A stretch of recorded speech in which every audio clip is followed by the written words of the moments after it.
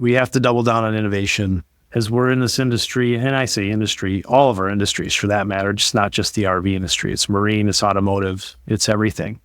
We have to keep innovating, not just products, like I've said before, but processes, getting more efficient. We have to be the leading innovator in the industries we serve.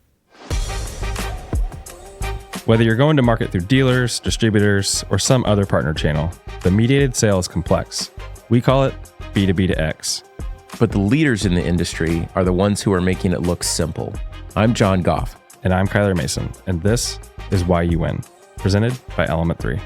On today's episode, we're talking to Jarod Lippert, the CMO of Lippert.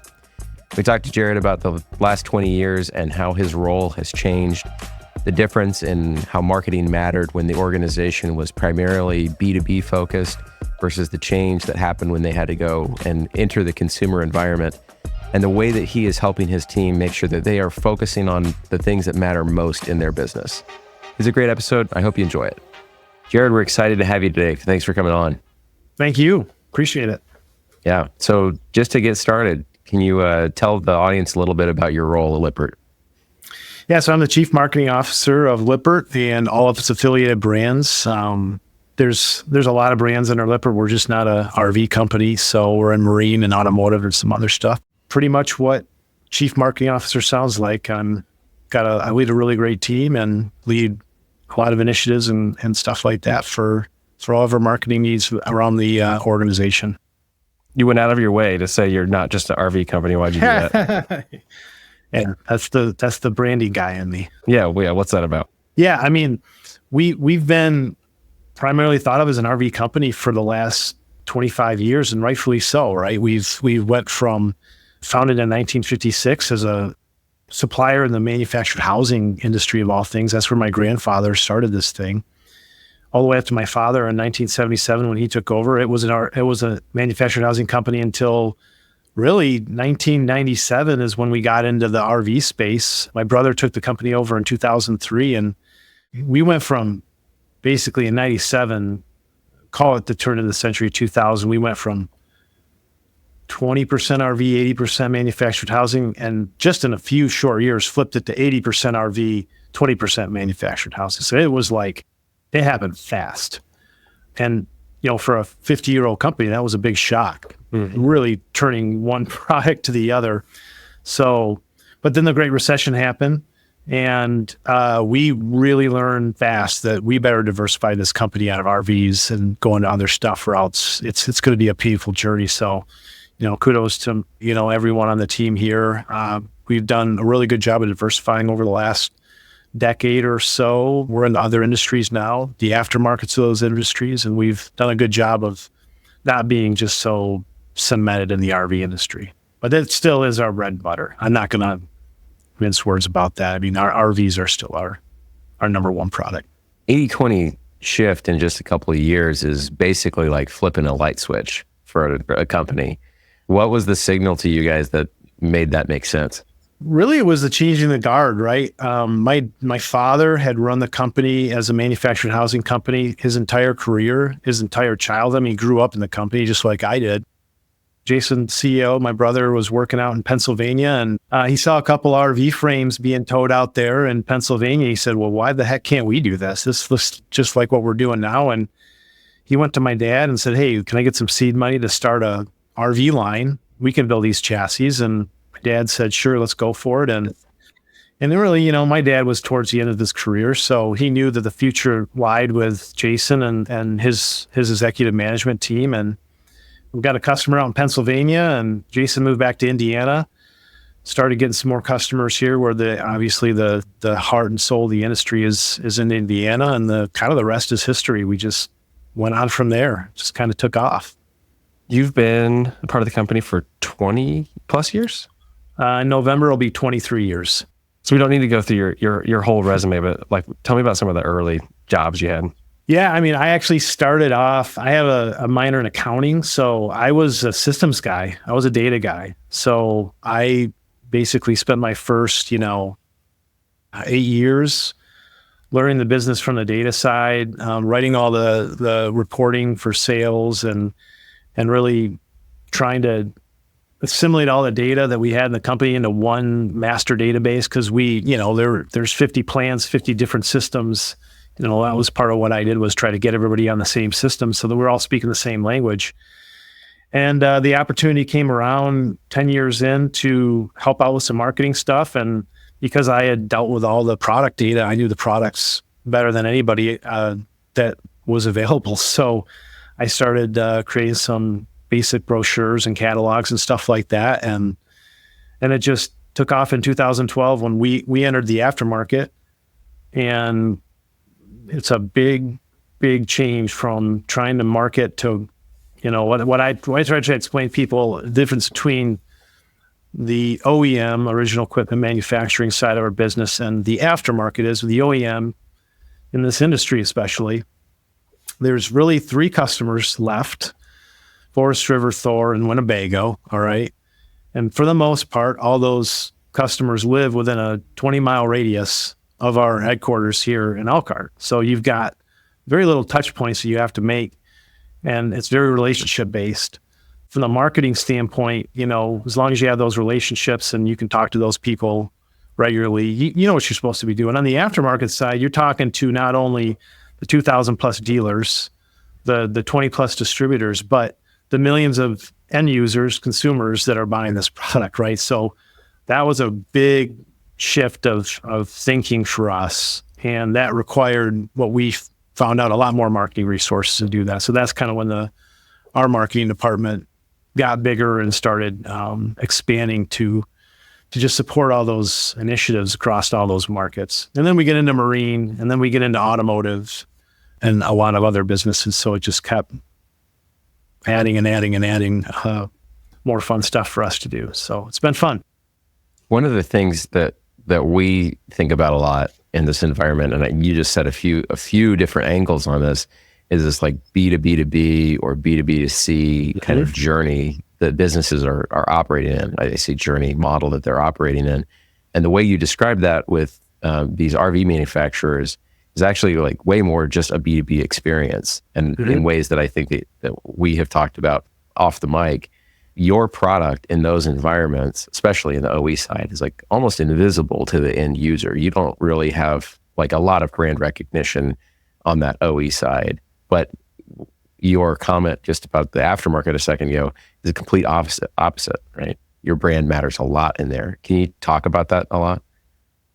Yeah, I mean, we make the thing that goes into the thing that people want to buy, right? That people are out there shopping for. And a lot of our things are underneath the coach. They're part of the suspension. They're part of the chassis, and you don't even know we made it. And when you buy a car, how many people know who made the transmission in their car? Not many. Who made the chassis? Not many, if anybody. In an RV, it's a myriad of different vendors that have products inside these RVs. But at the end of the day, the end user, the person actually buying the RV, they don't really care. So it's really hard to get that message across to the end consumer, which we spent the last 12 months really hammering that to try to get an end user, end consumer, retail customer recognition on some of our really high-end, highly noticeable products. And so that's been a journey. I put one of my directors on that this last year to really tie that recognition in with some of these OE products. Can you tell us why that's important? Well, it's important because we know our customers aren't going to advertise those products for the most part for us. So we kind of took it upon ourselves to, hey, we really got to get the retail customer aware that these products exist, because probably every marketing person in the RV industry will agree with what I'm saying, is we make the sale to the OEM. The OEM sales crew has to make that sell to the dealer, right? And then the dealer has to make that sale to the retail customer. It's like that game where, you sit in a circle and you whisper a word into someone's ear or a phrase, and by the time it gets around the circle, Well, telephone. It's like a game of telephone. By the time it gets to the retail customer, do they really know the truth, the benefits of what's in that coach? We found out the answer is a lot of the times no. Sometimes yes.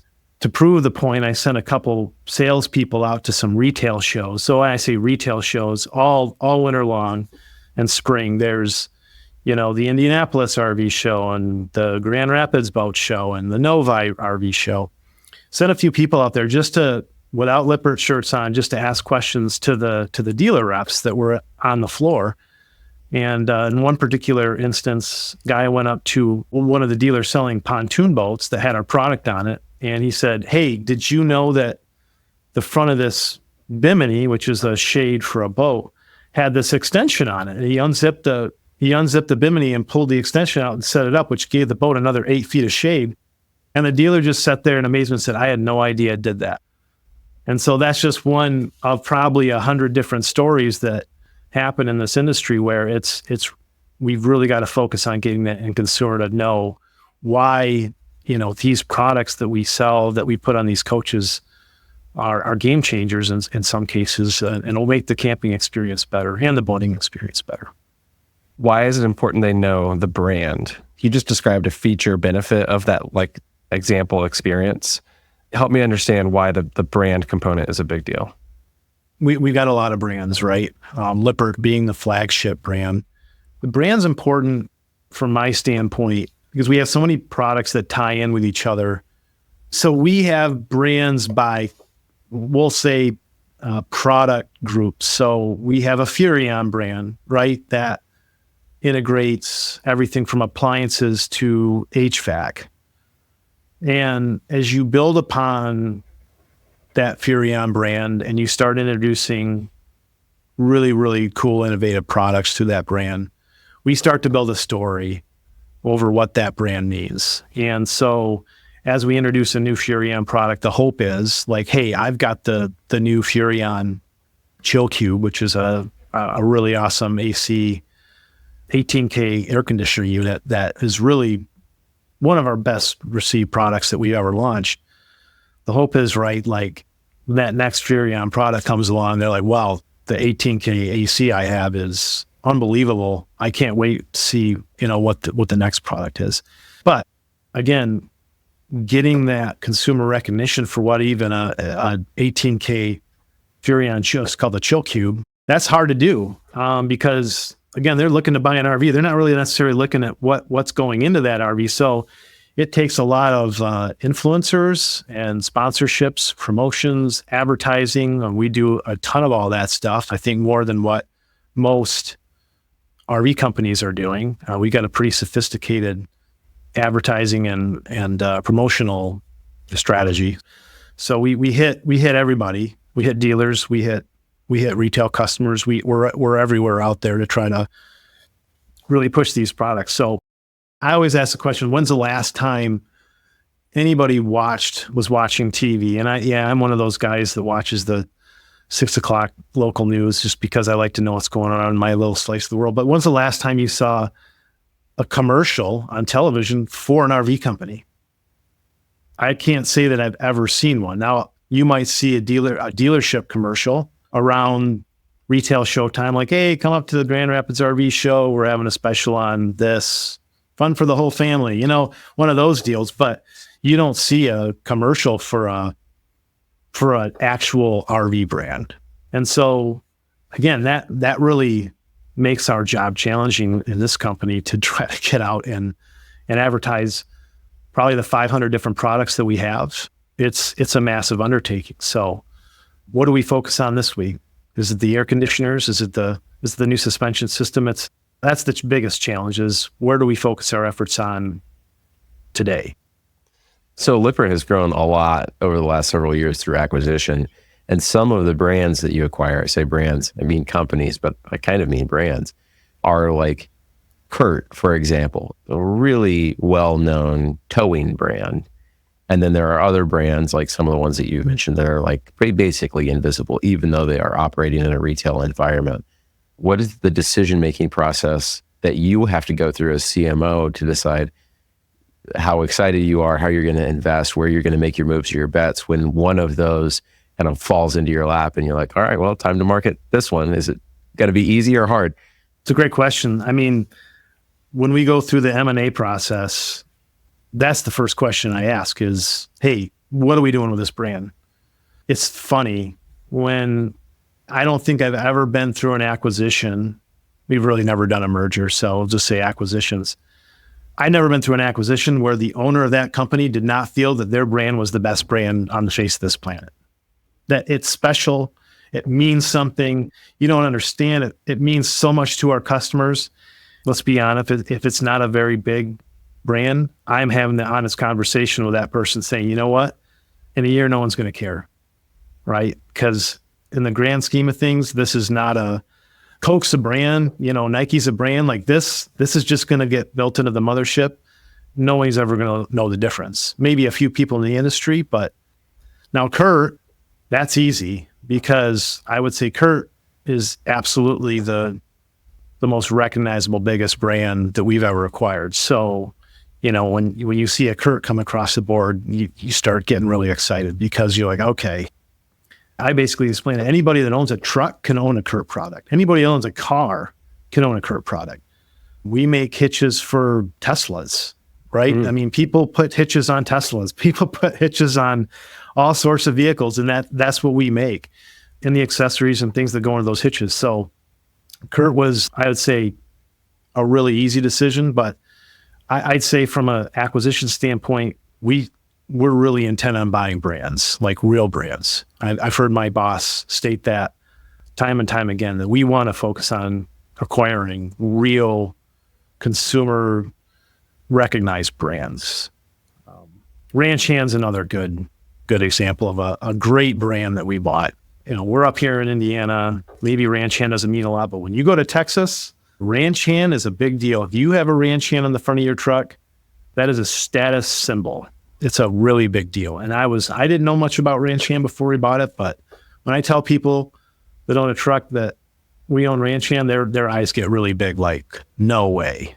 So how do you, with the mothership, how do you leverage the brand equity you're describing and the consumer preference, brand preference that exists with Kurt and with Ranch Hand and tie that back to the fact that they're Lippert owned? I guess the easiest way for me to answer that question is where it makes sense, we leverage it. On the RV side, does it make sense to leverage Ranch Hand? Not so much. On Kurt, we've worked with Kurt Engineering to come up with some really cool new RV products that if you walk up to one of the new RVs that were just shown at Open House a couple of weeks ago, you'll see some Kurt products in there. So where it makes sense. I'm very protective of brand integrity. Call me the brand police. That's part of my job. I think what every marketing manager's job is brand integrity, because I just don't want to dilute it. That's my biggest fear. Don't just slap the name on anything that you can, because consumers aren't dumb. They're going to figure it out and put an orange sticker on a regular old Lippert product. I don't have any interest in doing that. So I think the way that you're describing acquiring and then extending brand value is really important, and that feels like kind of the most basic version of what you're talking about. Acquire a company with a great, strong brand, and then make it make sense within the portfolio and extend it into the places where consumers will recognize it and care about it and be enthusiastic about it. And that story that it already owns gets to grow because of the choices that you've made, rather than just like grabbing an asset and then declaring it now the same as everything else, or all the other stuff is good because I have this now. I think that worked 20 years ago, maybe 30 years ago, but I mean, there's so much information, you guys know, there's so much information out there between social media and everything else that people are smarter than that now. They see right through it. That's what I've learned over the last just couple years, really, when as TikTok and everything else is blown up, there's just mountains of information out there from consumers, just regular old people reviewing things. And if you watch that one TikTok, the algorithm catches on, all of a sudden you got 30 different people saying the same thing about the same product. You got to be really careful about what you're doing, because anybody can be a reviewer now on social media, and word can get out really fast, right? So you got to treat your customers like they're as smart as you are. well, frankly, challenging to embed yourself into a subculture like that. Like, if you wanted to care about truck accessories, like, you had to go find some people who cared about truck accessories. And now it's in your pocket, right? You're going to get on Truck Talk and see what people care about, see what the right hitch is. When we started a ranch hand TikTok, we had like over 30,000 followers in a month. I mean, it was just crazy how like you're here. This is great because I want to show everyone my truck. This is amazing. How do you fuel that content? How do you manage that channel? A lot of the ranch hand content is user sourced. People want to show off their truck, and they do some beautiful things with these trucks, and every single one of them has a beautiful grow guard on it, and it's really not hard to get content for ranch hand. So we get the other stories we get outside of the vanity kind of photos is, hey, we've hit bears, we've hit pigs, we've hit deer, we've hit cows. Cows not doing so great, but the front of the truck's just fine. Those are the kind of stories we get from social, where they'll send a picture of their truck and the ranch hand got banged up pretty good, but the front of the truck's doing okay. He walked away. So that's really what it was created for. I'm imagining the ad now. It's just a list of things we've hit. Yeah, I know. It's the bear story was really interesting. A guy hit a bear. That's crazy. You're operating in the CMOC in a pretty complex, diverse business. How do you prioritize all of the things that you're expected to manage, move forward, et cetera? Yeah. So 5 years ago, even 2 years ago, it was, let's try to do as much as we can, as many as we can. Let's just go. And really only in the last year, I kind of told you a story earlier about how I put a person on the specific market and said, hey, let's focus on 5 things. Let's focus on 5 of the biggest things that are going to move the needle for this company. And surprisingly, or not surprisingly, wow, did we knock it out of the park in this calendar year, focusing on those 5 things. Now, it's not like we ignored all the other 100 things that we sell into this market, but when you focus on just a couple things and do it really, really well, that has paid dividends. And that's kind of what I'm challenging the team. My team is broken up by market. So I have OEM people, I have aftermarket people, marine, RV, automotive. That's kind of my challenge to the team as we're going through strat planning this year is, if you could pick 5 to 10 things to just focus 90% of your time on and do it really, really well, what would you do? And of course, they talk to sales leaders and operations leaders. Hey, what's your most important thing? All right, cool. And so we're getting those lists together, and I have a feeling that while we don't ignore all this stuff, and we're still doing, what we need to do to get by to make sure that all the boxes are checked, all the photos are taken, all the videos are done. What are we really going to excel at when we focus on those 5 to 10 things? And I'm really excited to see what happens because we kind of tested in just one market. I'm going to really kind of put it across all the markets this year because I think we found we really excel when we can just focus. And I think that's every company has those challenges right now. Is they're just, they're trying to do so much. Was probably not as many resources they had 2 years ago. That's kind of where we're at, right? Mm-hmm. Post-COVID, the RV industry blew up. We shipped, I don't have the numbers, a lot of units right after COVID. And it's been regressing over the last 2 years. Not surprising, right? We weren't going to keep that pace up. And so we've had to figure out how to do more or less. And I think a lot of companies are doing that right now. And I think a lot of companies are faced with the same kind of challenges. How are we going to focus on all these things and do it really well? And I think the answer is you're not. You're probably not. You just got to know what's going to impact the business the most. And so that's what we're really doing right now, is trying to figure out what those projects are and really excel at them. Where'd you scrape your knee along the way that kind of helped you you've developed a strong opinion about the direction you're talking about. So where did this come from? I think one of the things we've we've stumbled on a little bit here is there's been a few stinker product launches, and some of those things did not pan out well. And we put a lot of resources towards them. I'm not going to name the specific products. And I think when you look down to it, it's like, did we really assess the markets and the customer and the potential sales outlets before we launched these products? While I think we did everything that we could to make it a successful launch, there's always that thing, way back in your brain that says, I don't know about this. Like, is this really going to work? So you got to learn to trust your gut. But the problem is with this company is not a problem. It's a good thing.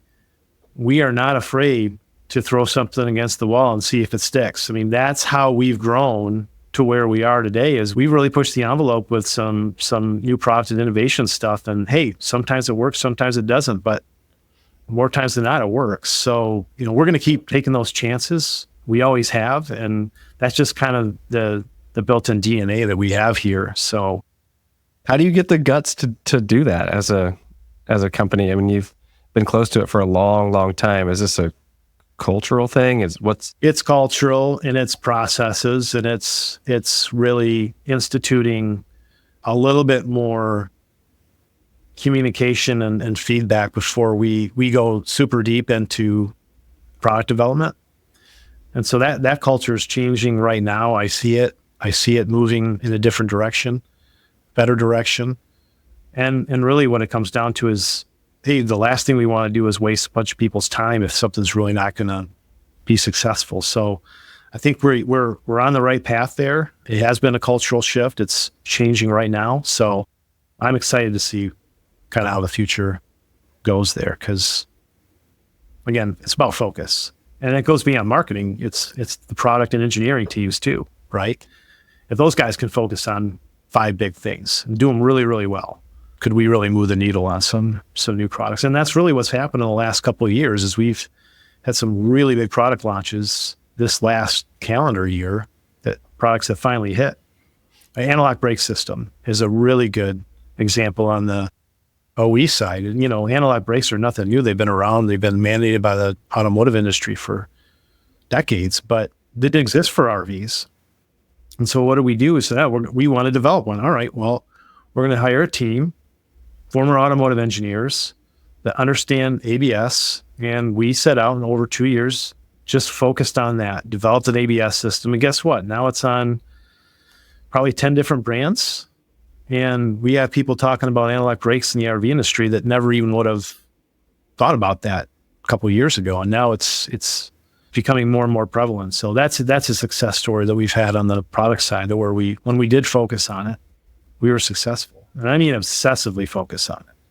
Just a core group of people that just all they did was figure this product out, test it. And it really worked well. You're talking about strategic choices that parts of the organization are making, right? So marketing is going to make some choices about its focus. Product is going to make some choices about its focus. What I'm wondering about is a company that started, like most do, family owned, kind of small, grew up, and then you all made a choice that many organizations never get the option to become publicly traded. How did that affect your ability to make these kind of strategic choices? Or do you feel any pressure or, I don't know, other hand guiding you to do things that you wouldn't otherwise do? Not really. I mean, look, but my last name's on the building, right? So there is no pressure. There is a pressure, to make this company as absolutely as great as it possibly can be. And that's something that I've always felt, it's a lot of pressure to have the last name. I have 2 brothers that work in the company. I'm sure they have the same pressure. So I'd say as time goes on, you start thinking a lot about legacy and where you're going to leave the company for the future generations. And I think we could walk away right now saying, hey, this thing started as a $200 million company when I started, and we've gotten it to $3, $4, $5 billion. And I think that's something to be really proud of. But we can always do better. So that's kind of what everyone's really focused on right now, I think, in the organization. We went through this really crazy high at COVID. We've come down a little bit since then because things just normalized, and I think a lot of companies and industries have faced the same kind of problems. And now we're thinking about, again, where are we going to go from here? How are we going to get this thing back to where it was? And that's more diversity. That's more innovation. We lead our company with, I would say we have 5 pillars that when we talk about the company, we talk about how we're going to improve these 5 pillars. Innovation's one. Innovation is going to lead efficiencies. Innovation is going to lead new products and sales. Quality, same deal there. We're obsessive about quality. We want to improve all of that, not just product quality, but just the quality of the plants and processes and things like that. But then you get into some of the other things that make us a little different, and that's the culture side. So yeah, it's nice to make a bunch of products and sell those products and make a profit off that product. But at the end of the day, there's I think 11,500 people that come to work here every day. And what are we doing about those people's lives? Are we making those lives better? And that's really the other side of the coin, right? That we take very seriously, to be responsible for that many people and that many families. So I think we're one of the only companies in this industry and in the area, for that matter, that have an actual culture and leadership team that goes out and actually coaches leaders how to be leaders. Because how many people actually get thrown into a management position that have been taught how to lead people, right? And not many. We really obsess about that. And I would say it's really shifted the way that the company thinks over the last decade of just having that pillar and that team and that mindset in place, really trying to develop people into, better leaders and better people. Because if you hear Jason speak, he says this all the time. If you treat people better at work, 9 times out of 10, they're more likely to go home, treat their family better because they feel better at work. They feel better at home. Those dominoes fall and makes society better, makes everything better. So people spend more time at work than they do at home, right? That's, in the end of the day, that's really the sad reality of the whole thing itself. Of capitalism. Of capitalism, yeah. So, bummer. Yeah, that's good stuff. I want to know, I guess as much as you can share, what bets are in sort of your future. This show is about like why you win. There's a lot that you've talked about around culture and like principles and pillars and really some of the commitments you've made, but what's going to keep you all moving in the right direction, and how are you thinking about that?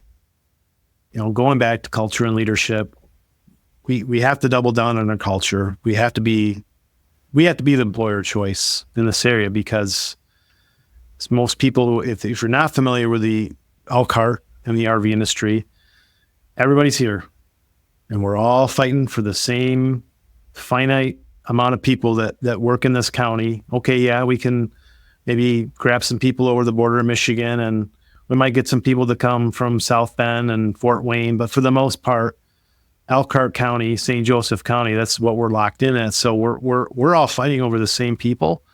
We have to be the employer of choice. We have to retain as many people as we possibly can. All that does is when you have good attrition and good retention, people stay longer, quality gets better, safety gets better, all the metrics get better, right? Efficiency is everything. And then innovation. We have to double down on innovation as we're in this industry, and I say industry, all of our industries for that matter, just not just the RV industry. It's marine, it's automotive, it's everything. We have to keep innovating, not just products, like I've said before, but processes, getting more efficient. We have to be the leading innovator in the industries we serve. I know in the RV industry, people look at us that way. Hey, what are you guys working on? What's next? Open House was just a couple weeks ago. And if you guys don't know what that is, it's essentially, the RV industry doesn't have a national trade show anymore. That went away about 8 years ago. And so now what happens is every September, the OEMs fly the dealers in for a couple days, and they show off all the new units, all the new stuff. Dealers hopefully place orders, and the whole cycle starts over again. There's a lot of stuff in that open house that, I was very proud. I mean, a lot of innovative new things that we put out there that were all on our customers' units. That had Lippert's name all over it. So we got to continue doing that too. Diversification. We're still looking to, where our core competencies. When I say core competencies, our core manufacturing competencies lie. We need to figure out how to make products that might go into different industries, right? And we've done that really, really well in the past. We process a lot of glass. We process and manufacture over 23,000 windows a day. That just didn't happen overnight. I mean, we made tons and tons of glass for RVs and boats and other vehicles. We were approached, this is a long time ago now, but over a decade ago, we were approached by a school bus company. Like, hey, can you want to bid on school bus windows? And we can make school bus windows. And now we're the largest supplier of school bus windows in the country. Just would never have thought that, right? So just trying to take those core competencies of ours and taking them in industries that make sense. We don't want to go too far off-road, but industries that we have relationships in and we have some similarities in that we can get into and easily get into and manufacture the stuff that we're really, really good at. So glass, fabricated metal, plastics, things like that. We can, if we can do it, we'll diversify. Yeah. And of course, more acquisitions. And more acquisitions. Yeah. And that's always fun. It's been a little slow the last couple of years. We haven't made really, really big acquisitions, but to me, that just tells me that we're being more choosy. I like that, actually, being more choosy on the M&A front. We want to buy really good companies with really good leadership teams, really good cultures that have really differentiated products that make a difference. That's kind of what we're looking at. Yeah, that makes your life a lot easier. Makes my life a whole lot easier, yeah. For someone that finds themselves in a leadership position in an acquisition environment, you've been a part of this a lot of times now. Is there a playbook to doing that well, to ingesting a company? Have you learned things over time that you would say, hey, I've done this so many times. These are the 3 things I'd look for and what I'd do about them. I'm kind of making that up, but to get your brain going, what advice do you have on that front? I say this tongue in cheek to a lot of people that ask about acquisitions. I might never really come across an acquisition because the seller was selling because they were all in on their company. Typically, if they're really 100% all in on their company, they're not selling. There's always a reason, right? So first of all, what's the reason? Could be, really aged out technology. A lot of the times the family just doesn't want it anymore, right? And so now you're dealing with a family-owned business that, how are you going to take that over and integrate? Sometimes the family doesn't even want to be part of the business anymore. They just want out, right? So to answer your question is, when I've gone in and looked at the people and the operations and how it all works at a potential acquisition, it is very clear, very fast, who's really running the place, right? Like, who the key people are right away. Because a lot of the times you'll ask, like, who does this? And it's typically like the person points at the same person every single time. It's like, okay, so basically if that guy leaves, we're all screwed. And really make sure that those key people are well taken care of. But honestly, one of the things that we do right off the bat is we integrate the cultural stuff into the acquisition day one. And hats off to our human resources and leadership teams that are boots on the ground first day, because it's a shock, right? There's a couple people upstairs that know this is happening, but 95% of the people in the company, they have no idea. They literally walk into work that day and find out that they're owned by another company, right? So that's a shock. And so our teams do a really awesome job at going in there and just saying, hey, look, we're going to take care of you. Here's your new benefits. They are really great at day one stuff on these acquisitions. And like I say, hats off to them, because there's a lot of tough conversations that have to be had, and God bless them for doing all that. So, but installing the culture, and that's really worked, is, some of these companies, but what do people do when they want to sell their company? What's the first thing they do? They start stripping out every last non-essential thing that they possibly can to make that company look way more profitable than it really is, right? So a lot of times these people have been dealing with just stripped down resources, not enough people, not enough machines, not enough this, not enough that. And so, day one, they're kind of beaten down. And when we come in and say, hey, this is what we're going to do, and we're excited to own this company and excited to invest in the people and the culture again, that people get really excited. Mm-hmm. It's good stuff. I think to your point about being an employer of choice and surprising people, you can't help but surprise people in that environment. It's part of the way these things go down for lots of good business reasons, but remembering that it's people first and that this day one team is in place, I think it just reinforces your culture in a really important way.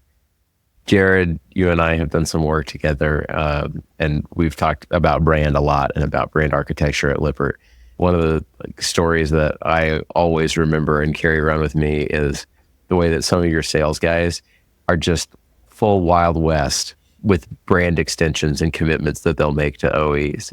So you've got these great, relatively well-known marine brands, and they'll come in and the OE is going to say, I want my own version of this. Literally just happened last week.